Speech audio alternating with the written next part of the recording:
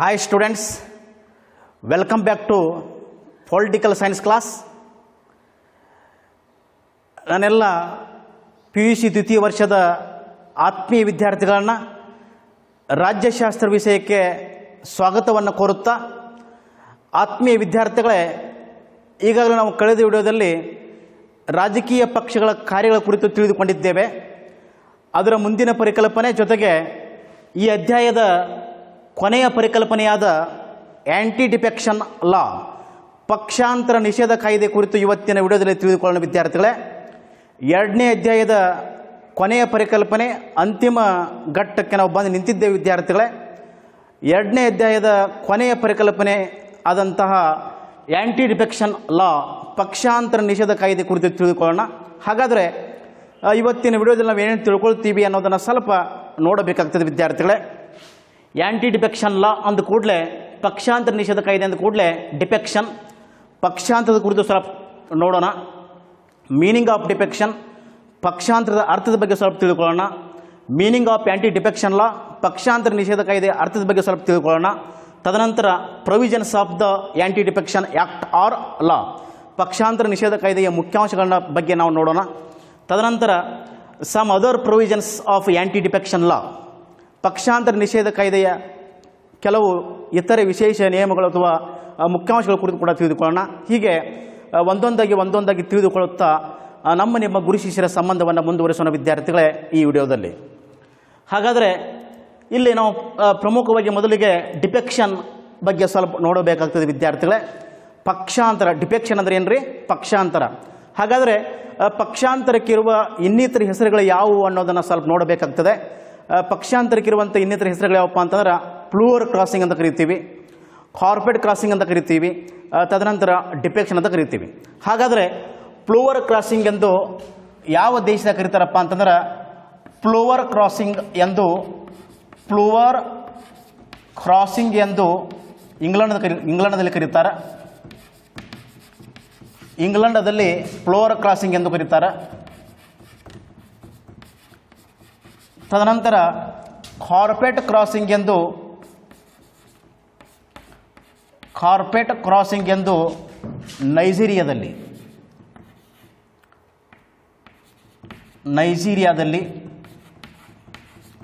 ತದನಂತರ ಡಿಫೆಕ್ಷನ್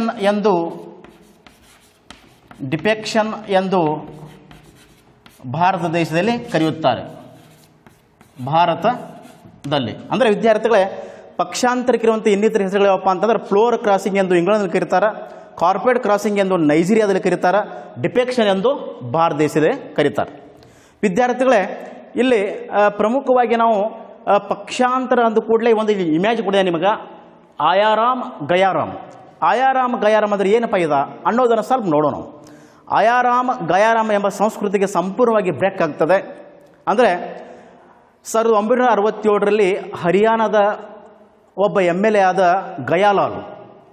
ಗಯಾಲಾಲ್ ಅನ್ನುವ ಹರಿಯಾಣದ ಒಬ್ಬ MLA ಕೇವಲ 15 ದಿನಗಳಲ್ಲಿ 3 ಬಾರಿ ಪಕ್ಷವನ್ನು ಬದಲಾವಣೆ ಮಾಡ್ತಾರೆ, 3 ಬಾರಿ ಪಕ್ಷಾಂತರ ಆಗ್ತಾರೆ. ಅಂತಂದರೆ ಮೊದಲನೇ ಬಾರಿಗೆ ಕಾಂಗ್ರೆಸ್ದಿಂದ ಯುನೈಟೆಡ್ ಫ್ರಂಟ್ ಹೋಗ್ತಾರೆ.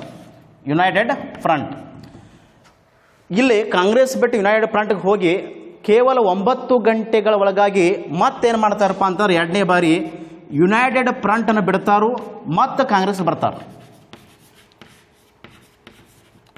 ಆವಾಗ ಅಂದಿನ ಕಾಂಗ್ರೆಸ್ ನೇತಾರರಾದ ರಾವ್ ಬೀರೇಂದ್ರ ಸಿಂಗ್ರವರು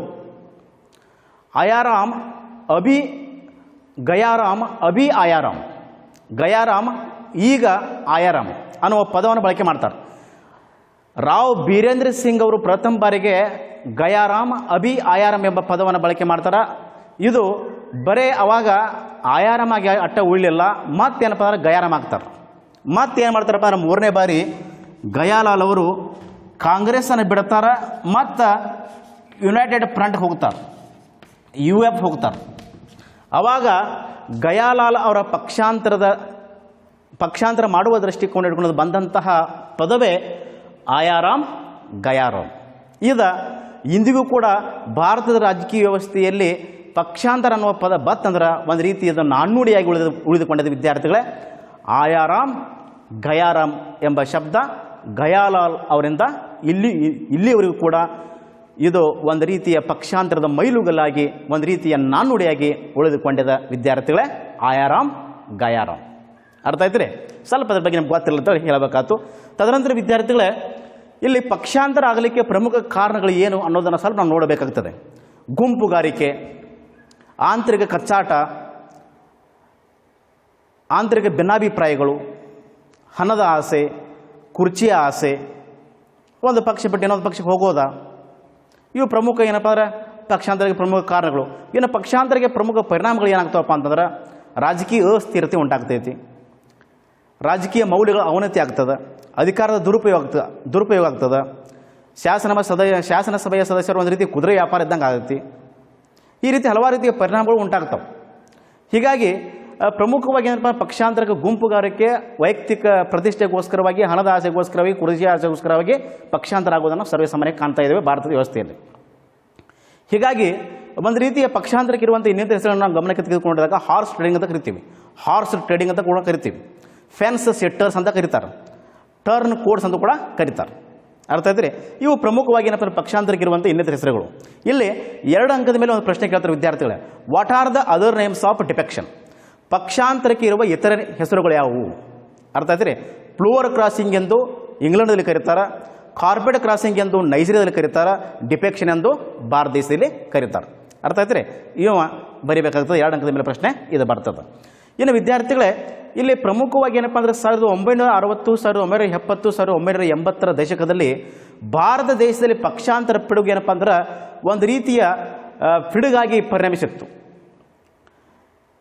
ತದನಂತರ ಅಲ್ಲಿ ಮುಂದೆ ಏನಪ್ಪ ಅಂತಂದ್ರೆ 1967ರಿಂದ 1971ರಲ್ಲಿ ಇಂದಿರಾ ಗಾಂಧಿಯವರ ಆರಂಭಿಕ ನಾಯಕತ್ವದಲ್ಲಿ ಸುಮಾರು 142 MP ಗಳು, 1900ಕ್ಕಿಂತ ಹೆಚ್ಚು ಏನಪ್ಪ ಅಂದರೆ MLAಗಳು ಪಕ್ಷಾಂತರ ಆಗಿರೋದನ್ನು ಕಾಣ್ತೀವಿ. ಅದೊಂದು ರೀತಿಯ ಬೃಹತ್ ಪ್ರಮಾಣದ ಪಕ್ಷಾಂತರ ಪಿಡುಗಾಗಿತ್ತು ಭಾರತ ದೇಶದಲ್ಲಿ.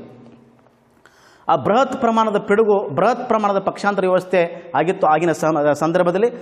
ಈ ರೀತಿ ಪಕ್ಷಾಂತರ ಪಿಡುಗನ್ನು ತಡೆಗಟ್ಟುವ ದೃಷ್ಟಿಕೋನ ಇಟ್ಕೊಂಡು ಏನಪ್ಪ ಅಂದ್ರೆ ಪ್ರಮುಖವಾಗಿ ಏನಪ್ಪ ಅಂತಂದ್ರೆ ಇಲ್ಲಿ ಒಂದು ರೀತಿಯ ಪಕ್ಷಾಂತರ ನಿಷೇಧ ಕಾಯ್ದೆನ ಜಾರಿಗೆ ತರಬೇಕನ್ನುವ ದೃಷ್ಟಿಕೋನ ಇಟ್ಟುಕೊಂಡು ಹಲವಾರು ರೀತಿಯ ತೀರ್ಮಾನಗಳು, ನಿರ್ಣಯಗಳು, ಚರ್ಚೆಗಳು ಆಗ್ತವೆ.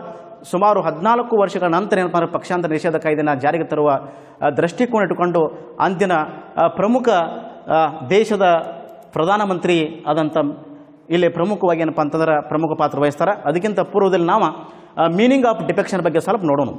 ಇಲ್ಲಿ ವಿದ್ಯಾರ್ಥಿಗಳೇ ರಾಜೀವ್ ಗಾಂಧಿಯವರ ಪಾತ್ರ ಕೂಡ ಅತ್ಯಂತ ವಹಿಸಬೇಕಾಗುತ್ತೆ. ಅದರ ಬಗ್ಗೆ ನಾವು ನೆಕ್ಸ್ಟ್ ನೋಡೋಣ. ತದನಂತರ ಇದಾದ ನಂತರ ಇಲ್ಲಿ ಮೀನಿಂಗ್ ಆಫ್ ಡಿಫೆಕ್ಷನ್. ಹಾಗಾದರೆ ಪಕ್ಷಾಂತರ ಅಂದರೆ ಏನು ವಿದ್ಯಾರ್ಥಿಗಳು ಸ್ವಲ್ಪ ನೋಡೋಣ.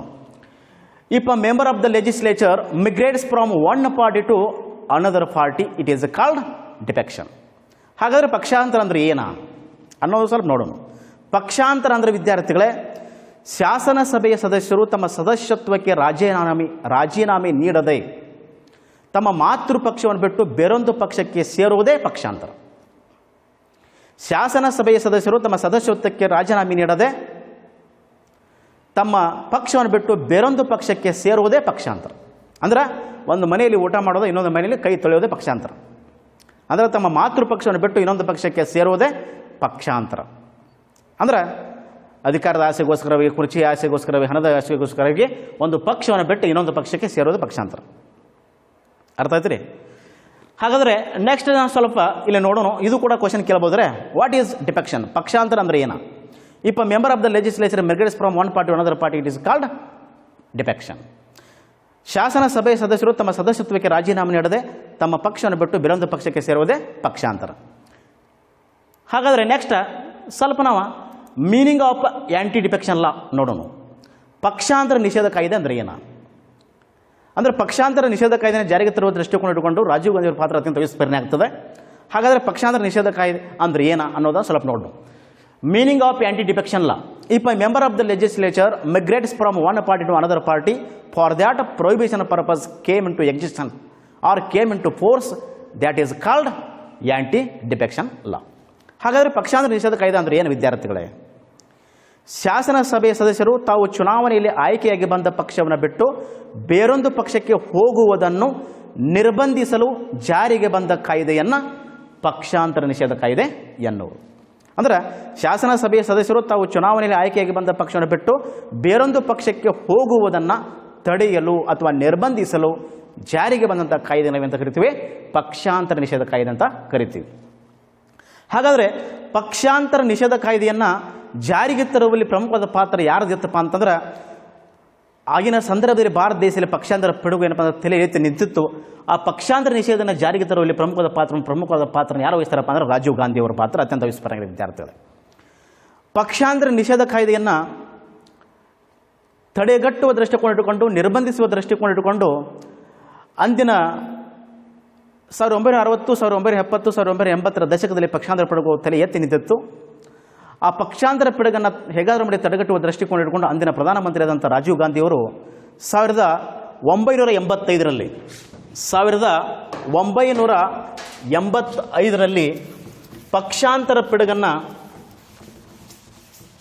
ಹೋಗಲಾಡಿಸುವ ದೃಷ್ಟಿಕೋನ ಇಟ್ಟುಕೊಂಡು ಪ್ರಮುಖವಾದ ಪಾತ್ರವನ್ನು ಯಾರು ಮಾಡ್ತಾರಪ್ಪ ಅಂತಂದ್ರೆ ರಾಜೀವ್ ಗಾಂಧಿಯವರು ಮಾಡ್ತಾರೆ. ಅಂದರೆ ಪಕ್ಷಾಂತರ ನಿಷೇಧ ಕಾಯ್ದೆಯನ್ನು 1985ರಲ್ಲಿ ಭಾರತ ಸಂವಿಧಾನದ 52ನೇ ತಿದ್ದುಪಡಿಯ ಮೂಲಕ 1985ರ ಭಾರತ ಸಂವಿಧಾನದ 52ನೇ ತಿದ್ದುಪಡಿ ಭಾರತ ಸಂವಿಧಾನದ 1985ರ 52ನೇ ತಿದ್ದುಪಡಿ ಮೂಲಕ ಪಕ್ಷಾಂತರ ನಿಷೇಧ ಕಾಯ್ದೆನ ಜಾರಿಗೆ ತರ್ತಾರೆ ರಾಜೀವ್ ಗಾಂಧಿಯವರು.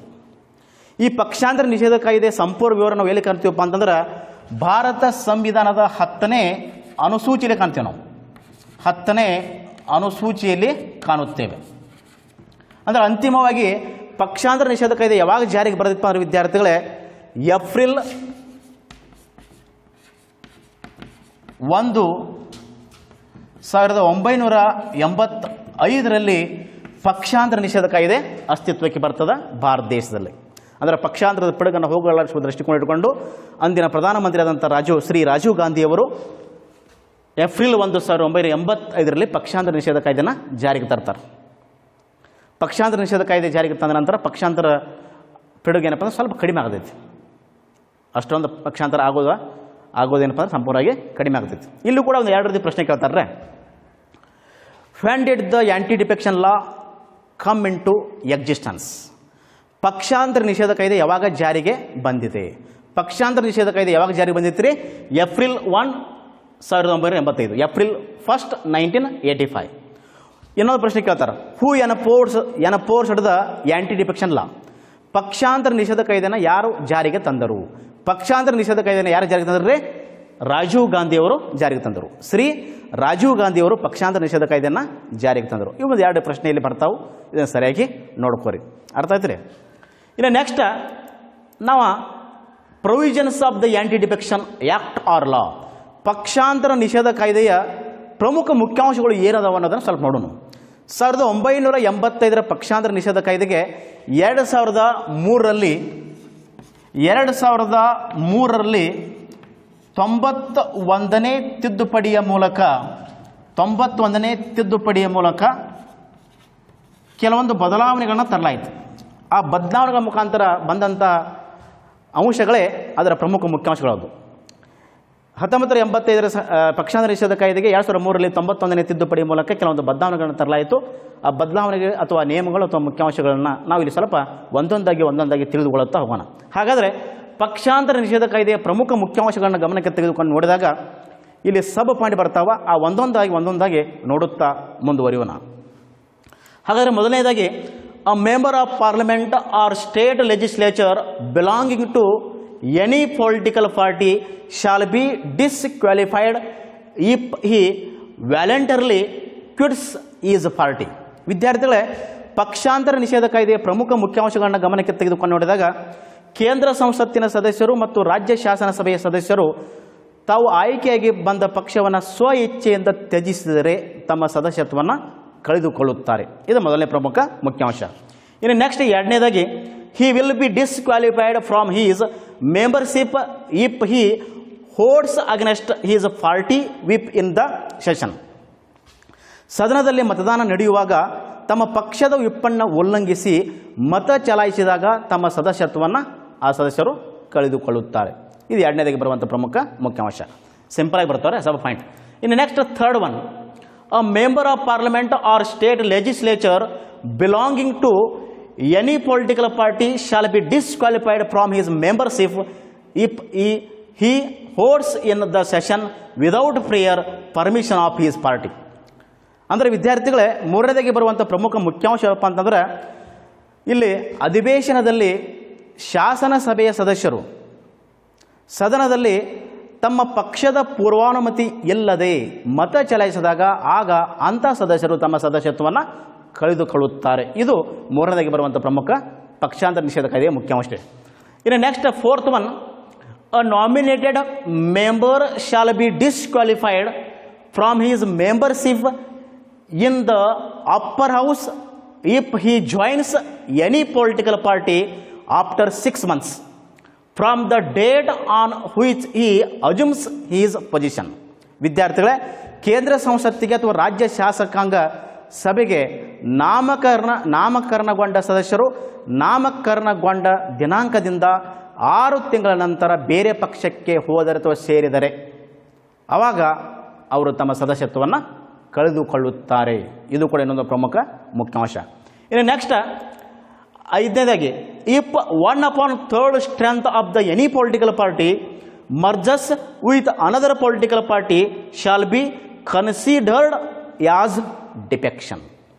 ಅಂದರೆ 1/3 ಸದಸ್ಯರು ತಮ್ಮ ಪಕ್ಷವನ್ನು ತ್ಯಜಿಸಿದರೂ ಕೂಡ ಅದು ಕೂಡ ಪಕ್ಷಾಂತರ ನಿಷೇಧ ಕಾಯ್ದೆ, ಅದು ಕೂಡ ಪಕ್ಷಾಂತರ ಎಂದು ಪರಿಗಣಿಸಲಾಗುವುದು. ಅಂದರೆ 1/3 ಸದಸ್ಯರು ತಮ್ಮ ಪಕ್ಷವನ್ನು ತ್ಯಜಿಸಿದರೂ ಕೂಡ ಅದು ಕೂಡ ಪಕ್ಷಾಂತರ ಎಂದು ಅದು ಕೂಡ ಪಕ್ಷಾಂತರ ಎಂದಲೇ ಪರಿಗಣಿಸಲಾಗುವುದು. Number 6th one, a person disqualified under this act shawl not be provided any office of profit. ಈ ಕಾಯ್ದೆಯ ಅನ್ವಯ ಅನರ್ಹಗೊಂಡ ಸದಸ್ಯರು ಯಾವುದೇ ಮಂತ್ರಿ ಪದವಿ ಅಥವಾ ಕೇಂದ್ರ ಅಥವಾ ರಾಜ್ಯ ಸರ್ಕಾರದ ಯಾವುದೇ ಲಾಭದಾಯಕ ಹುದ್ದೆಯನ್ನು ಒಪ್ಪಿಕೊಳ್ಳುವಂತಿಲ್ಲ. ಅರ್ಥ ಆಯ್ತು? ಇದು ಕೂಡ ಇನ್ನೊಂದು ಪ್ರಮುಖ ಮುಖ್ಯಾಂಶ. ಇನ್ನು 7th, speaker can initiate action against the members under anti defection law. ಈ ಕಾಯ್ದೆ ಅನ್ವಯ ಸದಸ್ಯರನ್ನು ಅನರ್ಹಗೊಳಿಸುವ ಅಧಿಕಾರ ಯಾರಿಗಿರ್ತದಪ್ಪ ಅಂತಂದ್ರೆ ಸಭಾಪತಿಯವರಿಗಿರ್ತದೆ, ಸ್ಪೀಕರ್ ಅವರಿಗೆ ಇರ್ತದೆ. ಇದು ಕೂಡ ಇನ್ನೊಂದು ಪ್ರಮುಖ ಮುಖ್ಯಾಂಶ. ಇನ್ನು next number 8th one, the chairpersons of legislature are permitted to frame the rules to implement this law. ಈ ಕಾಯ್ದೆಯನ್ನು ಜಾರಿಗೆ ತರಲು ನಿಯಮಾವಳಿಗಳನ್ನು ರೂಪಿಸುವ ಅಧಿಕಾರ ಶಾಸನ ಸಭೆಯ ಅಧ್ಯಕ್ಷರಿಗೆ ಇರುತ್ತದೆ. ಇದು ಕೂಡ ಇನ್ನೊಂದು ಪ್ರಮುಖ ಮುಖ್ಯಾಂಶ. ಇನ್ನು ಲಾಸ್ಟ್ ಕೊನೆಯದಾಗಿ, an independent member of the house shawl be disqualified if he joins any party after election. ಪಕ್ಷೇತರ ಸದಸ್ಯರು ತಾವು ಆಯ್ಕೆಯಾಗಿ ಬಂದ ಪಕ್ಷವನ್ನು ಬಿಟ್ಟು ಬೇರೊಂದು ಪಕ್ಷಕ್ಕೆ ಸೇರಿದರೆ ಪಕ್ಷಾಂತರ ನಿಷೇಧ ಕಾಯ್ದೆ ಅನ್ವಯ ಅವರು ತಮ್ಮ ಸದಸ್ಯತ್ವವನ್ನು ಕಳೆದುಕೊಳ್ಳುತ್ತಾರೆ. ಇದು ಕೂಡ ಇನ್ನೊಂದು ಪ್ರಮುಖ ಮುಖ್ಯಾಂಶ. ಇವು ಪಕ್ಷಾಂತರ ನಿಷೇಧ ಕಾಯ್ದೆಯ ಪ್ರಮುಖ ಮುಖ್ಯಾಂಶಗಳು. ಇದಲ್ಲದೆ ಇನ್ನೂ ಕೆಲವೊಂದು ಇತರೆ ವಿಶೇಷ ಪಕ್ಷಾಂತರ ನಿಷೇಧ ಕಾಯ್ದೆ ನಿಯಮಗಳನ್ನು ಕಾಣ್ತೀವಿ ಅಥವಾ ಮುಖ್ಯಾಂಶಗಳನ್ನು ಕಾಣ್ತೀವಿ. ಅವು ಯಾವ ಅನ್ನೋದನ್ನು ಸ್ವಲ್ಪ ನೋಡೋಣ. Some other provisions of anti defection law. ಕೆಲವು ವಿಶೇಷ ಇತರೆ ಪಕ್ಷಾಂತರ ನಿಷೇಧ ಕಾಯ್ದೆಯ ವಿಶೇಷ ನಿಯಮಗಳು ಅಥವಾ ವಿಶೇಷ ಮುಖ್ಯಾಂಶಗಳನ್ನು ಕೂಡ ನೋಡಬೇಕಾಗ್ತದೆ. ಅವು ಪ್ರಮುಖವಾಗಿ 3 ಅದಾವ. ಅವು ಯಾವ ಅನ್ನೋದು ಸ್ವಲ್ಪ ನೋಡೋಣ. The first one, a person shall not be disqualified if his original party merges with another party under this law. ಒಂದು ಪಕ್ಷ ಇನ್ನೊಂದು ಪಕ್ಷದ ಜೊತೆ ವಿಲೀನವಾದರೆ ಅದಕ್ಕೆ ಪಕ್ಷಾಂತರ ನಿಷೇಧ ಕಾಯ್ದೆ ಅನ್ವಯಿಸುವುದಿಲ್ಲ. ಇವು ವಿಶೇಷ ನಿಯಮಗಳ್ರೆ. ಇನ್ನು next second one, the speaker and deputy speaker of Lok Sabha and deputy chairman of Rajya Sabha, the preceding officers of state legislatures shawl not be disqualified under anti defection ಲಾ.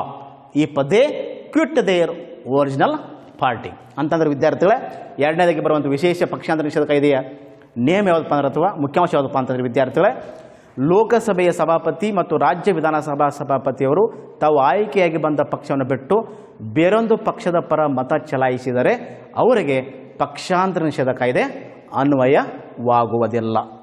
ಅರ್ಥ ಆಯ್ತು ರೀ. ಇನ್ನು next third one, last one, a person who is disqualified under anti defection law can challenge the orders of the speaker before the court ಅಂತಂದರೆ ವಿದ್ಯಾರ್ಥಿಗಳೇ, ಪಕ್ಷಾಂತರ ನಿಷೇಧ ಕಾಯ್ದೆ ಅನ್ವಯ ತಮ್ಮ ಸದಸ್ಯತ್ವವನ್ನು ಕಳೆದುಕೊಂಡ ಸದಸ್ಯರು ಸಭಾಪತಿಯ ವಿರುದ್ಧ ಉನ್ನತ ನ್ಯಾಯಾಲಯದಲ್ಲಿ ಕಾನೂನು ಸಮರ ನಡೆಸುವ ಅವಕಾಶವಿದೆ.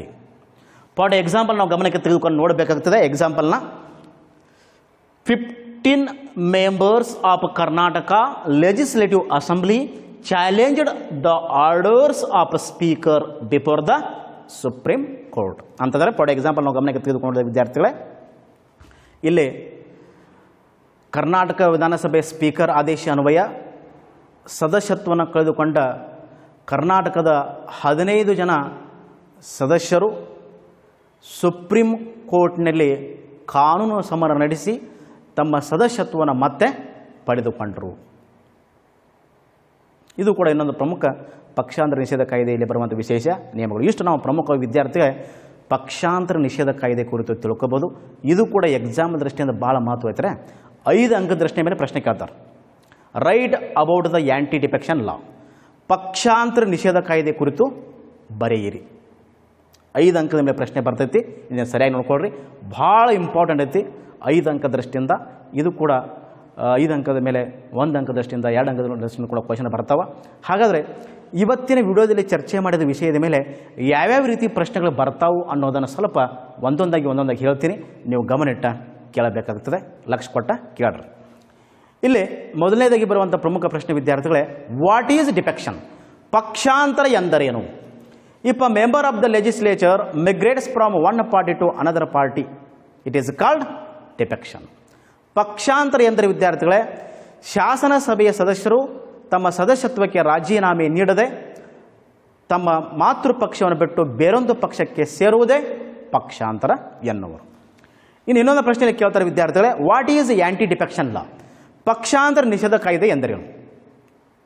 If a member of the legislature migrates from one party to another party for that prohibition purpose came into force that is called anti defection ಲಾ.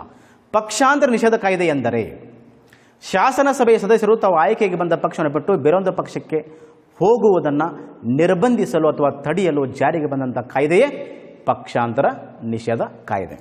ಇನ್ನು ಇನ್ನೊಂದು ಪ್ರಶ್ನೆ, 2 ಅಂಕದ ಮೇಲೆ ಪ್ರಶ್ನೆ ಕೇಳ್ತಾರೆ, what are the other names of defection? ಪಕ್ಷಾಂತರಕ್ಕೆ ಇರುವ ಇನ್ನಿತರ ಹೆಸರುಗಳು ಯಾವುವು? ಫ್ಲೋರ್ ಕ್ರಾಸಿಂಗ್ ಎಂದು ಇಂಗ್ಲೆಂಡ್ನಲ್ಲಿ ಕರೆಯುತ್ತಾರೆ, ಕಾರ್ಪೆಟ್ ಕ್ರಾಸಿಂಗ್ ಎಂದು ನೈಜೀರಿಯಾದಲ್ಲಿ ಕರೆಯುತ್ತಾರೆ, ಡಿಫೆಕ್ಷನ್ ಎಂದು ಭಾರತದಲ್ಲಿ ಕರೆಯುತ್ತಾರೆ. Floor crossing in England, carpet crossing in Nigeria, defection in India. Simple, ಅರ್ಥ ಆಯ್ತು ರೀ. ಇನ್ನು when did the anti defection law come into existence? ಪಕ್ಷಾಂತರ ನಿಷೇಧ ಕಾಯ್ದೆ ಯಾವಾಗ ಜಾರಿಗೆ ಬಂದಿದೆ? ಯಾವಾಗ ಬಂದಿತ್ತು ರೀ? ಏಪ್ರಿಲ್ 1, 1985. ಏಪ್ರಿಲ್ 1, 1985ರಲ್ಲಿ ಜಾರಿಗೆ ಬಂದಿದೆ. ಇನ್ನು ಇನ್ನೊಂದು ಪ್ರಶ್ನೆ ಕೇಳ್ತಾರೆ, who enforced the anti defection law? ಪಕ್ಷಾಂತರ ನಿಷೇಧ ಕಾಯ್ದೆಯನ್ನು ಯಾರು ಜಾರಿಗೆ ತಂದರು? ಯಾರು ಜಾರಿಗೆ ತಂದ್ರಿ? ಶ್ರೀ ರಾಜೀವ್ ಗಾಂಧಿ. ಸಿಂಪಲ್ ಆಗಿ ಶ್ರೀ ರಾಜೀವ್ ಗಾಂಧಿ ಅಂತ ನೀವು ಹೇಳಬೇಕಾಗ್ತದೆ. ಇನ್ನೊಂದು 5 ಅಂಕದ ದೃಷ್ಟಿಯಿಂದ ಕೇಳ್ತಾರೆ, write about the anti defection law. ಪಕ್ಷಾಂತರ ನಿಷೇಧ ಕಾಯ್ದೆ ಕುರಿತು ಬರೆಯಿರಿ ಅಥವಾ ಪಕ್ಷಾಂತರ ನಿಷೇಧ ಕಾಯ್ದೆ ಕುರಿತು ಟಿಪ್ಪಣಿ ಬರೆಯಿರಿ. 5 ಅಂಕದ ಮೇಲೆ ಪ್ರಶ್ನೆ ಬರ್ತೈತಿ. ಇದನ್ನು ಸರಿಯಾಗಿ ನೋಡ್ಕೊಳ್ರಿ. ಇಷ್ಟು ನಾವು ಪ್ರಮುಖವಾಗಿ ಏನಪ್ಪ ಅಂತಂದ್ರೆ ಇವತ್ತಿನ ವಿಡಿಯೋದಲ್ಲಿ ಪಕ್ಷಾಂತರ ನಿಷೇಧ ಕಾಯ್ದೆ ಕುರಿತು ತಿಳ್ಕೊಬೋದು. ಇಲ್ಲಿಗೆ ನಿಮ್ಮ 2ನೇ ಅಧ್ಯಾಯ ಸಂಪೂರ್ಣವಾಗಿ ಮುಕ್ತಾಯ ಆಗುತ್ತದೆ ವಿದ್ಯಾರ್ಥಿಗಳೇ. ಇಲ್ಲಿಗೆ 2ನೇ ಅಧ್ಯಾಯದಾಗ ನಾವೇನು ತಿಳ್ಕೊಳ್ಬೇಕಾಗಿತ್ತಲ್ಲ ಎಲ್ಲ ಪರಿಕಲ್ಪನೆಗಳನ್ನು ಒಂದೂ ಬಿಡದೆ ತಿಳ್ಕೊಂಡಿದ್ದೇವೆ. ಇಲ್ಲಿಗೆ ಸಂಪೂರ್ಣವಾಗಿ ಏನಪ್ಪ ಅಂದರೆ 2ನೇ ಅಧ್ಯಾಯ ಮುಕ್ತಾಯ ಆಗುತ್ತದೆ ವಿದ್ಯಾರ್ಥಿಗಳೇ. ಇನ್ನು ಮುಂದಿನ ವಿಡಿಯೋದಲ್ಲಿ ಮುಂದಿನ ಅಧ್ಯಾಯವನ್ನು ತೆಗೆದುಕೊಂಡು ಬರುತ್ತೇನೆ. ಅಲ್ಲಿವರೆಗೆ ತಮ್ಮೆಲ್ಲರಿಗೂ ನಮಸ್ಕಾರಗಳು. End of chapter. Thank you.